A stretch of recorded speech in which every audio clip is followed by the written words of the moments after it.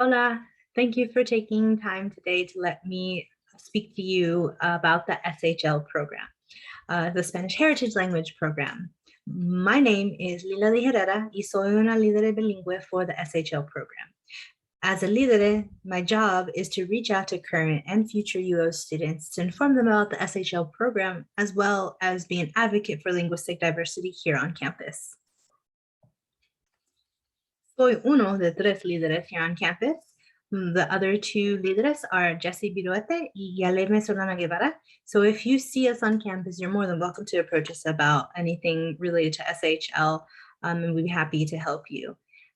So what exactly is the SHL created for? Well, it was created to offer courses that support heritage language speakers. But ¿quiénes son los hablantes de gerencia exactly?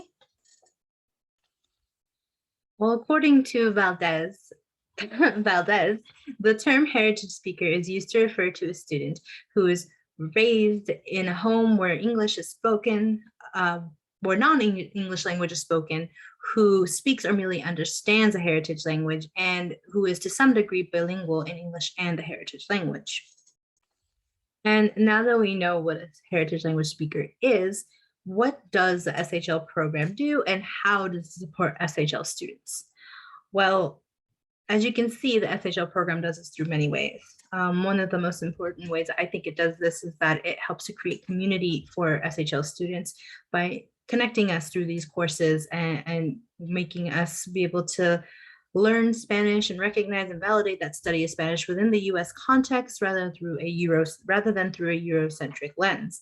It does it by utilizing our language and identity as well as our cultural background, essentially meeting us where we are with our Spanish rather than assuming that we have no prior background in Spanish like most second language acquisition courses, traditional ones do. And so in utilizing this approach, the classes in the SHL program are very different than the traditional language acquisition courses at the UO for that reason. So the SHL program has 4 courses in its series from 218, 228, 308, and 312. They are offered every term, both asynchronous online and as well as in person. The 218 and the 228 course are also here in a little bit cross advertisement. The Latinx Studies minor they will fulfill the second language proficiency portion of the Latinx Studies minor. Now, if you know anybody who may be interested in taking these courses, you can direct them towards the survey up here above, or just have them reach out at gerencia at uoregon.edu to get that link to the survey so they can get placed in one of the courses here. So as we are here in 228, obviously the next course in the sequence is going to be 308.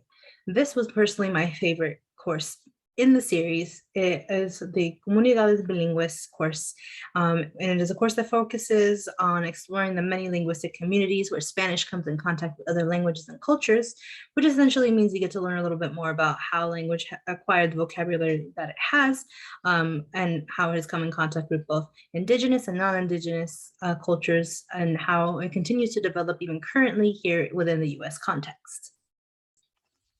So obviously, as I said, I've been through the courses already, all but probably 312. And so I am a líder for this reason. And one of the things that struck me about these courses is the fact that it does, meet you where you are in your Spanish journey, whether you're proficient already and you're just kind of trying to get through what you need to get through. And then you find that the stuff actually can be a little bit interesting, or you're more like me where you're trying to continue to develop your language skills. Within the context of language acquisition, it was always very difficult, having gone through the high school version of being told that a carro isn't the right way to say car in Spanish, that I had to say coche, and constantly being told throughout my time in high school that the words that I'm using are wrong. And so, growing up around Spanish, how could my Spanish be wrong if these are the words that my community are using? But at the same time, knowing that Spanglish is just as valid as any other way of speaking in Spanish, because just as we've learned in 228 and in 218, Spanglish is valid. It is a form of language that is used within our communities out there. And so being able to understand that through these courses has really helped me continue fostering my language skills. Y para decir que mi Spanglish es que uso más que nada is okay, and that's fine. And so I really appreciated that about these courses. So also beyond just continue to help you with your Spanish acquisition or to fulfill your course required needs, the SHL program also continues to foster community outside of classes. They put on events every year, the most recent one being one about higher education and continuing on past bachelor's degree, getting a master's degree. And so we always trying to include students as well as staff outside of the SHL program to continue to foster the community of heritage language speakers here on campus. The SHL program is also pretty active on social media, so si puedes, síguenos on Instagram, on Twitter, or on Facebook. Muchísimas gracias por tu tiempo. I appreciate you again for letting me have time out of your class today to talk to you about the SHL program.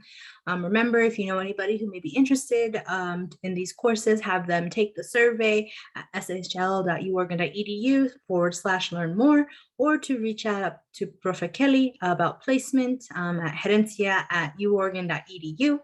And again, thank you for your time. Have a great rest of your day.